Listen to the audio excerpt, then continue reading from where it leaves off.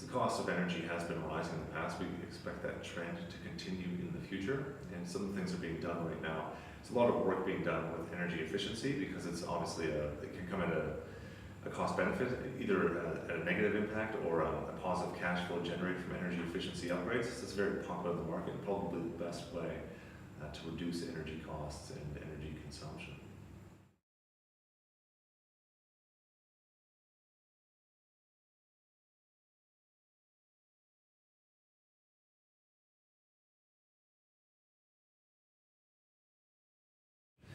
In the new building market, because you're starting with essentially a clean slate, it's much easier to come up with energy efficiency opportunities when you're building a building. The technology is being installed for the first time, so the incremental cost to upgrade it into new technology when you're designing and building a building is much easier than when you're going into a retrofit application.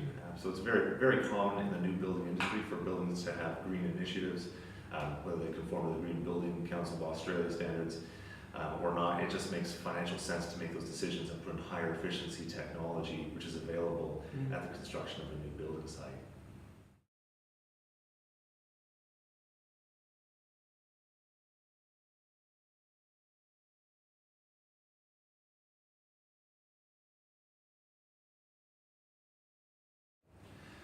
The existing building stock does comprise most of the market. You're looking at 98 to 99% of buildings are all existing buildings, so there's not a lot of new infrastructure, which therefore does not have new technology. So all the older buildings, because the infrastructure, our grid is sort of at its capacity, a lot of actions must be taken to reduce energy consumption.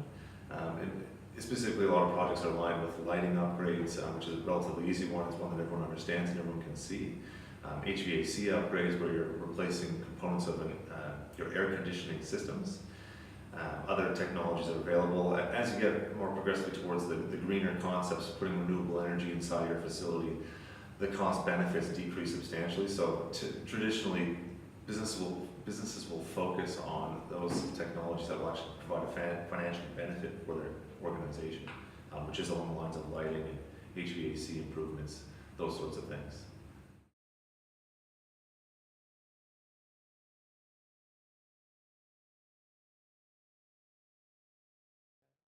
In general, lighting is one of the more cost-effective retrofits, as well as building management system upgrades, control upgrades, because it's a lower cost to implement them, and often you can get higher energy savings from those measures.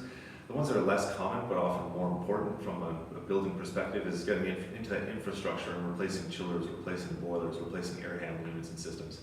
But because those are substantial systems, substantial costs, those are often left, they fall to the wayside because of those costs. So generally we look at, for quick turnaround projects, you're looking more along the lines of lighting and controls.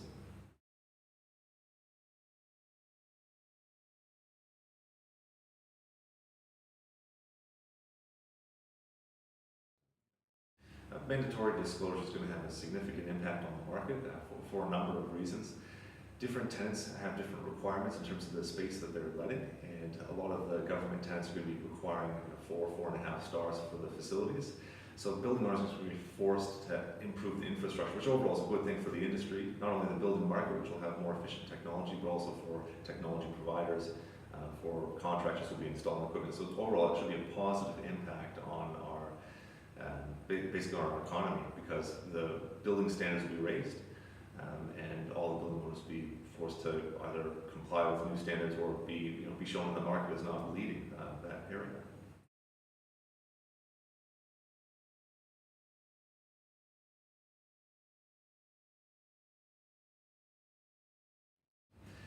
Energy performance contracts are really a clever funding model to pay for upgrades through energy savings and also maintenance savings, other forms of savings as well. So basically, in an energy performance contract, you'll have an upgrade that needs to be funded. Sometimes it's a chiller, sometimes it's a lighting upgrade. And what will happen is the company will come in and make those retrofits and guarantee that the savings will then result to pay for those improvements. So the company is able to take out a loan from a financial institution, which will be backed by the energy performance contractor, and that loan will pay back, the savings from that project will pay back that loan over the course of 3 or 5 years, whatever the case may be, which allows the company to sometimes finance the project off balance sheet or wherever the needs of the customer are.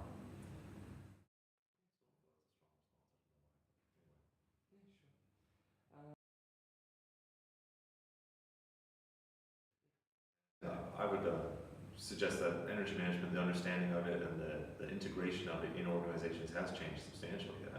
We moved from an economy that was really just cost focused in the past. And you think of the systems that were installed in the 1970s, 1980s, no regard whatsoever given to energy management, resource efficiency. Those were really secondary products. And now we're really focused on what is this going to cost in the long term. Those financial decisions still underpin that sometimes, yes, but because the cost of energy are rising and becoming substantial, it has a larger impact inside of organizations. So as a result of that, as a consequence, prices of energy rising, energy management has become part of everyday life for most building owners. And things are resulting from that, different actions, even industry regulation, all these things are starting to pick up now because of energy management.